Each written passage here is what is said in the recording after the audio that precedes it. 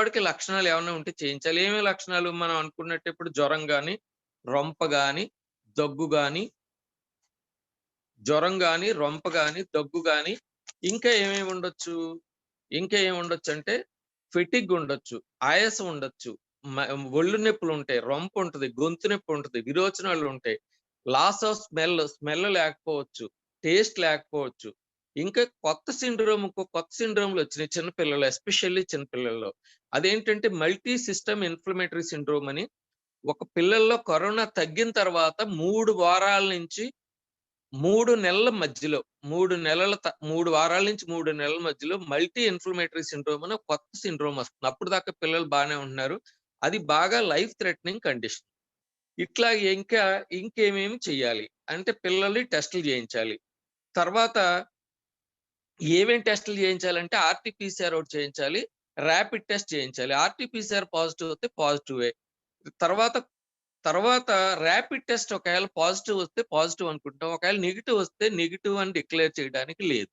తర్వాత సీటీ స్కాన్‌లో మిగిలిన టెస్ట్‌లు ఎప్పుడు చేయిస్తామంటే, మిగిలిన టెస్ట్‌లయి జనరల్‌గా సీటీ స్కాన్‌లయితే డాక్టరు అడ్వైస్ చేస్తే తప్ప చేయాల్సిన అవసరం లేదు. ఒకవేళ ఆర్‌టీ-పీసీఆర్ టెస్ట్‌లు, ఈ టెస్ట్‌లు ఏమన్నా చెయ్యాలి అంటే డాక్టర్ అడ్వైస్ అవసరమా? ఏం అవసరం లేదు.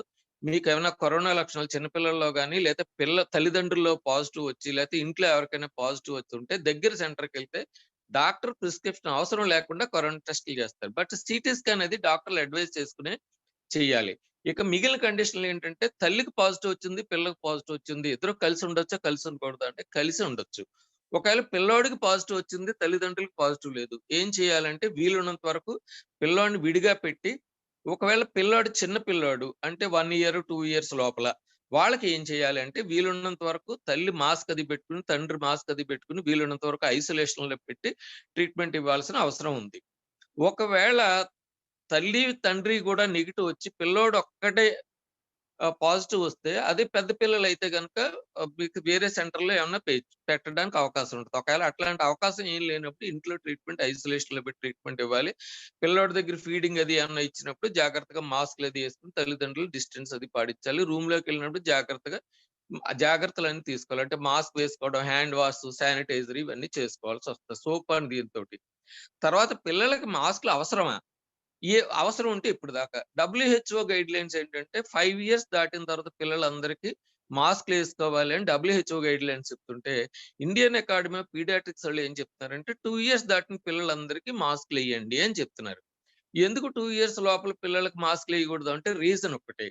2 ఇయర్స్ లోపల పిల్లలకి పొరపాటున మాస్క్‌లైతే సేఫ్టీ మెజర్స్. పొరపాటున గనక మాస్క్ వేస్తే అదేమన్నా ముక్కు మూసుకుపోతే ప్రాణానికి ప్రమాదం వస్తది. ఇవన్నీ సేఫ్టీ రీజన్స్ వల్ల వేయొద్దంటున్నారు తప్ప, మాస్కేస్తే నష్టమైతే ఏముండదు. కాపోతే 2 ఇయర్స్ లోపల ఎయొద్దు అని ఇండియన్ అకాడమీ ఆఫ్ పీడియాట్రిక్స్, డబ్ల్యూహెచ్ఓలైతే 5 ఇయర్స్ లోపల వెయ్యొద్దు అని. అలాగైనంత మాత్రాన ఆళ్ళకి ఇన్ఫెక్షన్ రాదు అంటే డ్రాప్‌లెట్ తోటి ఇన్ఫెక్షన్ ఏదన్నా ఎవరైనా పాజిటివ్ వచ్చినోళ్ళు డ్రాప్‌లెట్ తోటి మనం దగ్గినా, తుమ్మినా ఇట్లాగేమన్నా వస్తే గనక వాళ్ళ ఇన్ఫెక్షన్ రావడానికి అవకాశం ఉంటది. అందు గురించి పిల్లల్ని బయటకి ఆడుకోనికి పంపించకూడదు. పిల్లల్ని ఎక్కడికి ఎళ్ళడానికి వీల్లేదు. తర్వాత ఏ పిల్లల్లో రిస్క్ ఎక్కువ అంటే రిస్క్ ఆల్రెడీ హార్ట్ డిసీజ్ ఉన్న వాళ్ళకి, కిడ్నీ ప్రాబ్లమ్ ఉన్న వాళ్ళకి, లివర్ ప్రాబ్లమ్ ఉన్న వాళ్ళకి, లో ఇమ్యూనిటీ అంటే కిడ్నీ ప్రాబ్లమ్ చిన్న పిల్లల్లో ఏమన్నా ఉన్నాడు, బరువు ఎక్కువగా ఉన్నప్పుడు, క్యాన్సర్ పేషెంట్ వీళ్ళందరిని కూడా రిస్క్ ఎక్కువ. కాబట్టి వాళ్ళని బయటికెక్కడ తీసుకెళ్ళడానికి అవకాశం లేదు. తర్వాత ఎలా సలహాలు తీసుకోవాలని అనుమానం రావచ్చు. ఎలాంటి సలహాలు తీసుకోవాలంటే టెలి కన్సల్టేషన్ వీలున్నంత వరకు ఫోను ద్వారా. మా పిల్లలకి ఇలా ఉంది, అలా ఉంది అని ఫోను ద్వారా కన్సల్టేట్ చేసుకోవచ్చు. తర్వాత ఏమైనా వెబ్‌సైట్‌లు ఐఏపీ వెబ్‌సైట్ ఉంది, డబ్ల్యూహెచ్ఓ వెబ్‌సైట్ ఉంది, ఎయిమ్స్ వెబ్‌సైట్ ఉంది. తర్వాత ఏమన్నా సీరియస్‌గా ఉన్న డాక్టర్‌ని అందుబాటులో ఉండేటట్టు చూసుకోవాల్సిన అవసరం ఉంది. హోమ్ రెమెడీలు ఏమేం చేస్తామంటే తర్వాత హోమ్ రెమెడీ అంటే ఇంట్లో పిల్లలకి ఎలా ట్రీట్ చేస్తాం? నిజంగా పిల్లలకి పాజిటివ్ వస్తే టెంపరేచర్ రికార్డ్ చేయాలి. ఆక్సిజన్ సాచురేషన్ చూసుకోవాలి. తర్వాత టెంపరేచర్ 100 కన్నా ఎక్కువుంటే పారాసిటమాల్ ఇస్తాము. లిక్విడ్‌లు ఎక్కువగా ఇస్తాము. సాఫ్ట్ డైట్ ఇస్తాము.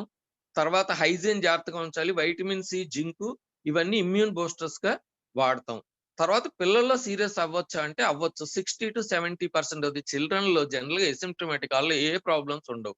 వచ్చిన పిల్లల్లో 60-70% of the children they are normal. వాళ్ళకి టెస్ట్‌లు ఎప్పుడు చేయిస్తారంటే తల్లిదండ్రులు ఏమైనా టెస్ట్ చేయించుకున్నట్టు ఈ పిల్లలకి టెస్ట్ చేస్తే పాజిటివ్ అవుతది తప్ప, వాళ్ళకి ఏమి ఉండదు. జ్వరం ఉండదు, రొంప ఉండదు, ఏమి ఉండవు. వాళ్ళు నార్మల్‌గా ఉంటారు. అది 60-70% ఆఫ్ ది చిల్డ్రన్ నార్మల్‌గా ఉంటారు. అది ఎప్పుడు వాళ్ళకి టెస్ట్ చేస్తారంటే ఏదో వాళ్ళ తల్లిదండ్రులకు పాజిటివ్ వచ్చినప్పుడు వాళ్ళతో పాటు టెస్ట్ చేస్తే వస్తాయి. But 30% of the children symptomatic. అందులో 1-2% ఆఫ్ ది చిల్డ్రన్ ప్రెజెంట్ స్ట్రెండ్‌లో సెకండ్ వేవ్‌లో 1-2% of the children needs ICU admission. లేదంటే గనక మామూలుగా చాలా తక్కువ సింప్టమాటిక్ పిల్లల్ని ఇబ్బందులు ఉన్నవాళ్ళు ఉంటున్నారు. పెద్దల్లో వాడిన డ్రగ్‌లు పిల్లల్లో వాడొచ్చా అంటే, పెద్దల్లో వాడిన పిల్లలు ఎజిథ్రోమైసిన్ గాని, ఐవెర్మెక్టిన్ ఇట్లాంటి డ్రగ్స్ ఏమి చిన్న పిల్లల్లో చాలా వరకు అవసరం ఉండదు. ఎప్పుడు సీరియస్ అనుకోవాలి అంటే గనక సీరియస్ సింప్టమ్స్ ఎప్పుడు ఒకవేళ పిల్లల్ని ఐసీయూలో మనం హోమ్ ఐసోలేషన్‌లో పెట్టాం. హోమ్ ఐసోలేషన్‌లో పెట్టినోడు ఏ ఏ కండిషన్స్‌లో మనం హాస్పిటల్‌కి తీసుకెళ్లాల్సిన అవసరం ఉంది అంటే, ఒకటి పిల్లలు ఇంట్లో పెట్టాము. జ్వరం మామూలుగా కొద్దిగా తగ్గిపోయింది. ఇబ్బందేం లేదు. పిల్లలు మామూలుగా ఉంటున్నారు. ఆకలేస్తుంది తింటున్నారు. మనం లిక్విడ్ డైట్ ఇవ్వాలని చెప్పాము. లిక్విడ్ డైట్ ఇస్తాము. తర్వాత వాటర్ అది ఇస్తాం. పాలది ఇస్తాం. సాఫ్ట్ డైట్ ఇస్తాం. Everything is fine. ఒకవేళ అట్లా కాకుండా పిల్లలకి ఏ ఏ కండిషన్స్‌లో మనం హాస్పిటల్‌లో జాయిన్ చేయాలి, జాయిన్ చేయాల్సిన అవసరం ఉంది అంటే నంబర్ 1 ఏంటంటే హై గ్రేడ్ ఫీవర్స్ బాగా ఎక్కువ జ్వరం 4, 5 రోజులు జ్వరం వచ్చింది. పిల్లలు అసలు ఆహారం తీసుకోవట్లేదు. తర్వాత పిల్లలు బాగా మత్తుగా ఉన్నారు. తర్వాత బాగా ఊపిరి అలా ఊపిరి ఎక్కువ తీసుకున్నాడు. ఇంక్రీజ్డ్ రెస్పిరేటరీ రేట్ అంటే ఊపిరి బాగా ఎక్కువ తీసుకోవడం కష్టంగా అవుతుంది. లేదా ఆక్సిజన్ సాచురేషన్ 95 కన్నా తగ్గిపోయింది. ఈ 5 కండిషన్‌లు ఉంటే గనుక ఖచ్చితంగా మీరు హాస్పిటల్‌లో జాయిన్ చేయాల్సిన అవసరం ఉంది. అంటే హోమ్ ట్రీట్మెంట్ మీరు పెట్టినప్పుడు హోమ్ ఐసోలేషన్ పెట్టినప్పుడు పాజిటివ్ పిల్లలకి హోమ్ ఐసోలేషన్ పెట్టినప్పుడు ఇవి ఖచ్చితంగా గమనించుకోవాలి. ఎక్కువ ఫీవరు 4.5 డిగ్రీస్ 4-5 డేస్ ఎక్కువ జ్వరం ఉన్నోడు మోర్ దాన్ 101 అట్లా ఉన్నాడు. డిక్రీజ్డ్ వారల్ ఇంటేక్ పాలు తీసుకోలేకపోతున్నాడు. బాగా పిల్లలు మత్తుగా ఉన్నప్పుడు, ఊపిరి ఎక్కువగా తీసుకుంటున్నప్పుడు, ఆక్సిజన్ సాచురేషన్ 95% తగ్గినప్పుడు. ఓకే. లాంగ్ మనకి దీర్ఘకాలిక జబ్బులున్నాయి. క్రానిక్ జబ్బులున్నాయి. వాళ్ళని ఇంట్లో ట్రీట్మెంట్ చేయాలా? చేయకూడదా? అంటే వాళ్ళకి ఇంట్లో ట్రీట్మెంట్ చేసుకోవచ్చు. దీర్ఘకాలిక జబ్బులంటే ఏమన్నా ఊపిరితిత్తులో ప్రాబ్లమ్ ఉన్నోడు, గుండెలో ప్రాబ్లమ్ ఉన్నోడు ఇట్లాంటి ప్రాబ్లమ్స్ ఏమన్నా ఉన్నప్పుడు ఖచ్చితంగా ఇంట్లో పెట్టి ట్రీట్ చేయొచ్చు కానీ, ఈ పిల్లలు ఏ నిమిషంలోనైనా ఎప్పుడైనా సీరియస్ అయ్యే అవకాశం ఉంది కాబట్టి, మీకు సీరియస్ అయిన వెంటనే మీరు హాస్పిటల్‌లో జాయిన్ చేయగలిగిన పరిస్థితులు ఉన్నప్పుడే క్రానిక్ డిసీజెస్ ఉన్నప్పుడు దీర్ఘకాలిక జబ్బులున్న పిల్లల్ని ఇంట్లో పెట్టి ట్రీట్మెంట్ చేసుకోవచ్చు. ఒకవేళ మీకు ఇంట్లో తీసుకెళ్ళడానికి అవకాశం లేదు, చాలా దూరంగా ఉంది అన్నప్పుడు ఖచ్చితంగా కోవిడ్ కేర్ సెంటర్‌లో పిల్లల్ని దీర్ఘకాలిక జబ్బులున్న పిల్లలు విత్ కోవిడ్ పాజిటివ్ అయితే ఖచ్చితంగా హాస్పిటల్‌లో చేర్చాల్సిన అవసరం ఉంది. తర్వాత పిల్లల్లో ఈ కోవిడ్ గాని, ఈ పావిఫిరవిర్‌లు, రెమిడెసివిర్‌లు ఇవన్నీ అంటున్నారు గదండీ! అంటే అవి పిల్లల్లో జనరల్‌గా అవసరం లేదు. పిల్లల్లో వీలున్నంత వరకు పిల్లలకి అవి అవసరం రావు. ఐవెర్మెక్టిన్‌లు గాని ఇవన్నీ పిల్లలకి జనరల్‌గా టోసిలిజుమాబ్ ఇట్లాంటి పిల్లలకి ఏమన్నా అవసరం ఉండదు. ఒకవేళ ఇఫ్ ఎట్ ఆల్ హాస్పిటల్‌లో ఐసీయూ అడ్మిట్ అయ్యి సీరియస్ కండిషన్‌లు ఉంటేనే ఈ టోసిలిజుమాబ్ గాని, లేదంటే గనుక రెమిడెసివిర్, స్టెరాయిడ్‌లు ఇస్తారు. లేదంటే అవసరం లేదు. తర్వాత వ్యాక్సిన్‌లు ఎప్పుడెయ్యాలి? పిల్లలకు పాజిటివ్ వచ్చింది. పాజిటివ్ వచ్చిన తర్వాత కంప్లీట్‌గా ఏ ఇబ్బంది లేకుండా తగ్గిపోయింది. వ్యాక్సిన్ ఎప్పుడెయ్యొచ్చంటే 2 వీక్స్ లోపల 2 వీక్స్ తర్వాత వ్యాక్సిన్ ఎయించుకోవచ్చు. అది గూడా ఇప్పుడు ప్రెజెంట్ 18 ఇయర్స్ లోపల పిల్లలకి అంటే అప్ టు 0-19 ఇయర్స్ అన్నాం గాబట్టి, అంటే 18-19 ఇయర్స్ పిల్లలకి మాత్రం ప్రెజెంట్ వ్యాక్సిన్ ఎయించొచ్చు. బిలో 18 రేపొద్దునంటూ ఒకవేళ వ్యాక్సిన్ చిన్న పిల్లలు అలౌడ్ అని అంటే గనక, అప్పుడు మనం 2 మంత్స్ 2 వీక్స్ కోవిడ్ పాజిటివ్ వచ్చిన తర్వాత పేషెంట్ రికవరీ అయిపోతే 2 వీక్స్ తర్వాత మనం వ్యాక్సిన్ వేయించుకోవచ్చు. ఒకవేళ అలా కాదు అంటే గనక, ఒకవేళ పిల్లలు ఇప్పుడు చెప్పాను కదా! Multi inflammatory multi systemic inflammatory syndrome అంటే దాంట్లో ఏమవుతుందంటే పిల్లలు నార్మల్‌గా ఉంటారు. పిల్లలు నార్మల్‌గా ఉండి 3 వీక్స్ నుంచి 3 మంత్స్ దాకా 3 వీక్స్ కోవిడ్ రికవర్ అయిపోతారు. ఎవ్రీథింగ్ ఈస్ ఫైన్ అంతా బానే ఉంటది. బానే ఉన్న తర్వాత వాళ్ళకొచ్చే ప్రాబ్లమ్ ఏంటంటే 3 వీక్స్ తర్వాత 3 మంత్స్ లోపల వీళ్ళకి ఒకవేళ సడెన్‌గా హై గ్రేడ్ ఫీవర్స్ అయ్యి వచ్చేసి పేషెంట్ షాక్‌లో పోతారు.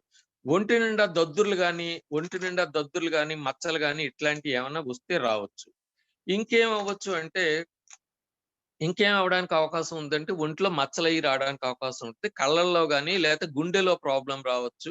లేదంటే కవసాకి సిండ్రోమ్‌లని ఇంకొక సిండ్రోమ్ 3 రకాలు. ఒకటి షాక్‌లోకెళ్ళడానికి అవకాశం ఉందంటే పేషెంట్ పల్స్ అది సడెన్‌గా పడిపోయి పేషెంట్ షాక్‌లోకెళ్ళడానికి ఒక అవకాశం. రెండో కండిషన్ ఏంటంటే పేషెంటు హార్ట్ ప్రాబ్లమ్, హార్ట్ సరిగ్గా పనిచేయకపోవడం. మా ఎజెక్షన్ ఫ్రాక్షన్ అని మామూలుగా మా పెద్దోళ్ళైతే 70-90% అలా ఉంటది. ఈ చిన్న పిల్లల్లో గుండె ఫంక్షన్ తగ్గిపోతుంది. అది జనరల్‌గా లెస్ థాన్ 40 అలా వస్తది.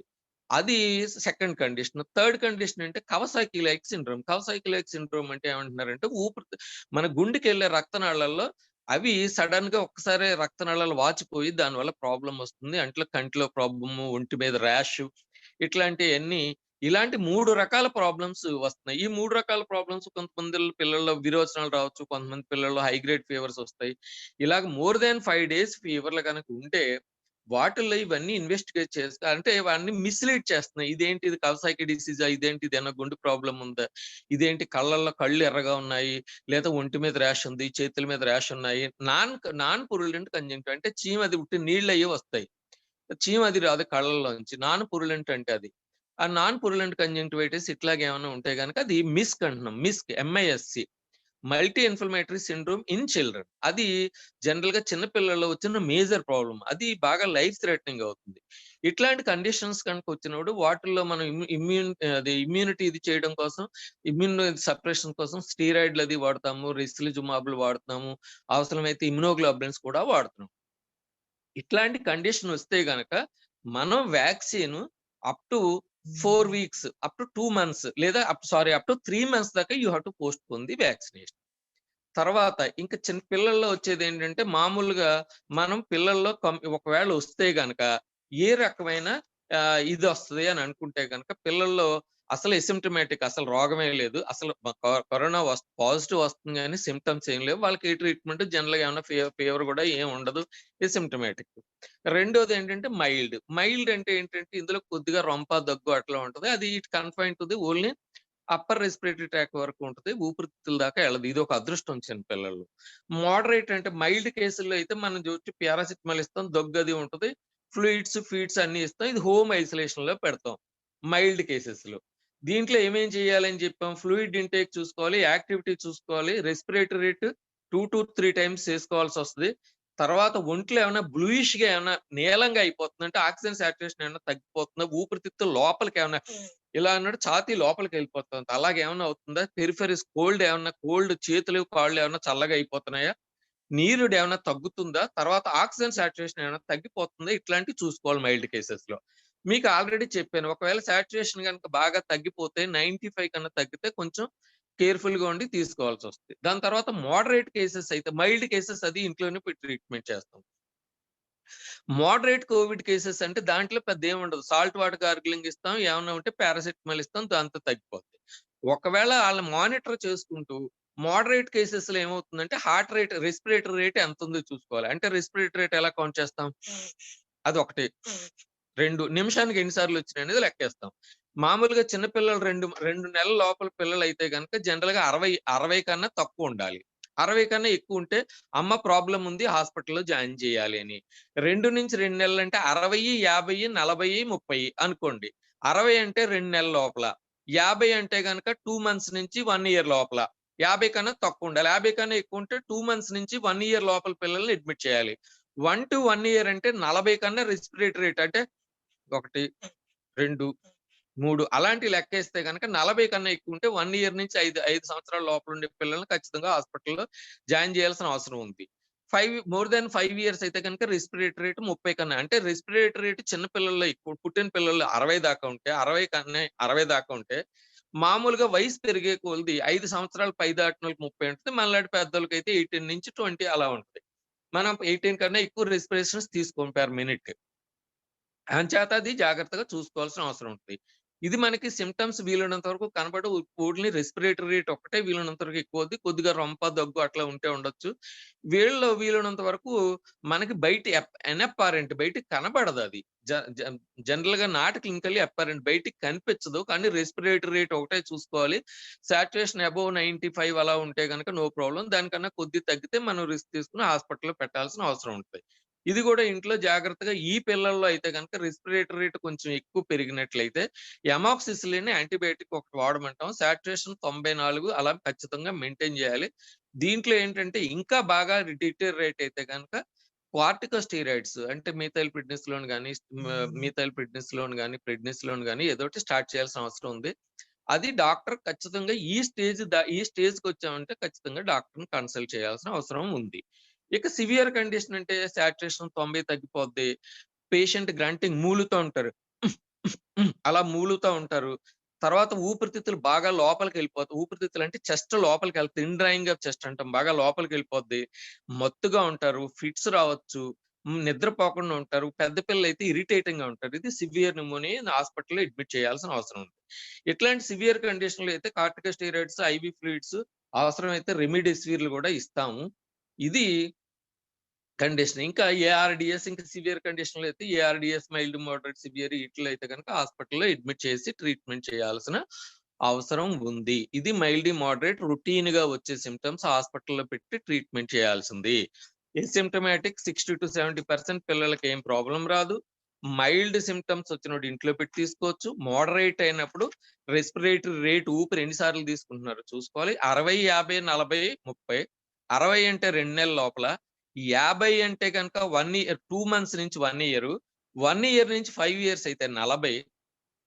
5 ఇయర్స్ దాటితే 30. పెద్దోళ్ళకైతే మీకు తెలిసిందే 18, 20. అది గనక ఎక్కువయింది అంటే ఊపిరితిత్తుల్లో ఎంతో కొంత ప్రాబ్లమ్ ఉంది. మనం జాగ్రత్త పడాల్సిన అవసరం ఉంది. సివియర్ అయితే ఇంక హాస్పిటల్‌లో అడ్మిట్ అయిపోవాల్సిందే. ఇంక సివియర్ ఏఆర్‌డీఎస్ అది అయితే ఇంక సివియర్ కండిషన్స్‌లో ఊపిరితిత్తుల్లో. తర్వాత కోవిడ్‌లో ఎక్కువగా ఇన్వాల్వ్ అయ్యేది జనరల్‌గా కోవిడ్ ఇన్ఫెక్షన్‌లో మామూలుగా ఇన్వాల్వ్ అయ్యేది రెస్పిరేటరీ ఊపిరితిత్తుల్లోనే ఎక్కువ ఇన్ఫెక్షన్ ఉంటది. అదర్ సిస్టమ్స్ ఇన్వాల్వ్ అవ్వకూడదు కాదు కానీ, అదర్ సిస్టమ్స్ తర్వాత ఇన్వాల్వ్ అవుతాయి. ఊపిరితిత్తులే ఎక్కువ ఇన్వాల్వ్ అవుతాయి. తర్వాత ఇంక మల్టీ చెప్పాం కదా! మిస్క్ అంటే ఇంక లాస్ట్ స్టేజ్ నార్మల్ పెద్దోళ్ళు ఇది జనరల్‌గా గమనించట్లేదు. చిన్న పిల్లల్లో ఇది multi multi system inflammatory syndrome అని అది చిన్న పిల్లల్లో ఉంది. అది చెప్పాను. 2 ఇయర్స్ నుంచి ఇది. అది మీకేం చెప్పాను? ఒకటి 0-19 ఇయర్స్ లోపల చిన్న పిల్లల్లో జ్వరం ఖచ్చితంగా ఈ 3 వారాల నుంచి 3 నెలల లోపల జ్వరం 3 రోజుల కన్నా ఎక్కువ ఉండి, దాని తర్వాత ఒంటి మీద ర్యాష్ గాని, కళ్ళల్లో ఏమైనా కంజంక్టివైటిస్ కళ్ళు కలకంటాం గదా! కలకలో చీమి రాకుండా ఉండే కంజంక్టివైటిస్ గాని, మూత అంతా గాని, లేదంటే చర్మంలో గాని, చేతుల్లో గాని చిట్లులొచ్చినా, బీపీ తగ్గిపోయినా, షాక్‌లో బోయినా, దాని తర్వాత హార్ట్ ప్రాబ్లమ్ వచ్చినా, దాని తర్వాత రక్తం గడ్డకట్టుకుపోయేటట్టు ఏమన్నా అవకాశాలున్నా, విరోచనాలు అవి ఏమన్నా ఉన్నా. అది. దాని తర్వాత మన టెస్టులు జేస్తాం. జ్వరం ఉందా లేదా? అదొస్తే ఇన్‌ఫ్లమేటరీ రియాక్షన్స్ ఏమన్నా ఉన్నాయా లేవా? అది ఖచ్చితంగా ఉండాలి. అంటే ఈ రెండిట్లో ఏదున్నా సరే, అంటే ర్యాష్ ఉండొచ్చు, హైపోటెన్షన్ ఉండొచ్చు, బీపీ తక్కువుండొచ్చు, తర్వాత రక్తం గడ్డకట్టే లక్షణాలుండొచ్చు. లేదంటే గనక విరోచనాలు. ఈ ఐదిట్లోని ఏ రెండైనా ఉండాలి. తర్వాత ఈ సీఆర్‌పీలు, ప్రోకాల్సిటోనిన్‌లు గాని, ఇన్‌ఫ్లమేటరీ మార్కర్ సీఎస్ఆర్ గాని ఇందులో ఇది ఖచ్చితంగా ఎలివేట్ అయ్యుండాలి. తర్వాత బాక్టీరియల్ ఇన్ఫెక్షన్ ఉండకూడదు. తర్వాత ప్రీవియస్‌గా కోవిడ్ పాజిటివ్ అయ్యుండాలి. ఇవన్నీ ఉంటే గనక దాన్ని మనం మిస్క్ అని అందులో ఈ కవసాకి డిసీజ్ లాంటి లక్షణాలు గాని, లేదంటే గనక గుండె ప్రాబ్లమ్ గాని, లేదంటే దా మన గుండె ప్రాబ్లమ్ గాని, లేదా షాక్‌లో ఎళ్ళినట్టు గాని. టాక్సిక్ షాక్ సిండ్రోమ్ అని అంటున్నాం. Toxic shock syndrome, heart problem, Kawasaki like సిండ్రోమ్‌లని ఇట్లా చెప్తున్నాం. వీటికి ట్రీట్మెంట్ ఆఫ్ చాయిస్ ఏంటంటే ఐసీయూలో అడ్మిట్ చేస్తాం. మిథైల్ ప్రెడ్నిసోలోన్ ఇస్తాం. ఐవీ ఇమ్యునోగ్లోబులిన్స్, యాంటీ మైక్రోబియల్స్ ఇస్తాం. ఇది ఐవీ ఒకవేళ ఇఫ్ డస్ నాట్ ఇంప్రూవ్ మొన్న ఈ విరించి హాస్పిటల్‌లో ఏవండీ 1 గ్రాము హై డోస్ కార్టికోస్టెరాయిడ్ ఇది ఇచ్చారండి మిథైల్ ప్రెడ్నిసోలోన్ అని అమ్మాయి గొడవ చేసింది. మామూలుగా ఈ కండిషన్స్‌లో గనుక ఇంప్రూవ్ అవ్వకపోతే ఐవీ ఇమ్యునోగ్లోబులిన్స్ రిపీట్ చేస్తాం. హై డోస్ మామూలుగా అయితే కార్టికోస్టెరాయిడ్స్ 1-2 ఎంజీ పెర్ కేజీ ఇస్తాం. అంటే ఓ 10 కేజీలు ఉంటే 20 ఎంజీ ఇస్తాం. కానీ ఇందులో అయితే గనక high dose corticosteroids methyl prednisolone 10-30 MG అంటే ఒక 50 కేజీలు ఉంటే 50, 30 1.5 గ్రామ్స్. ఆ అమ్మాయి మన టీవీలో గూడా గొడవ చేసింది. ఏవండీ 1 గ్రామ్ ఇచ్చేస్తారా మిగతాది ఎవడో తెలిసినోడు, తెలియనోడు, నాలెడ్జ్ లేనోడు, లేకపోతే నాలాటోడెవడో సగం తెలుసు, సగం తెలియనోడు ఏమన్నా చెప్తే ఈళ్ళేదైనా అల్లరి జేస్తారు.